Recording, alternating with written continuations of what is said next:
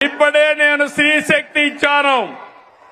ఈ రోజు మీ అందరికీ హామీ ఇస్తున్నా, దసరా రోజున ఆటో డ్రైవర్లందరికీ వాహన మిత్ర కింద 15,000 రూపాయలు ఆర్థిక సహాయం చేస్తామని అనౌన్స్ చేస్తున్నాను.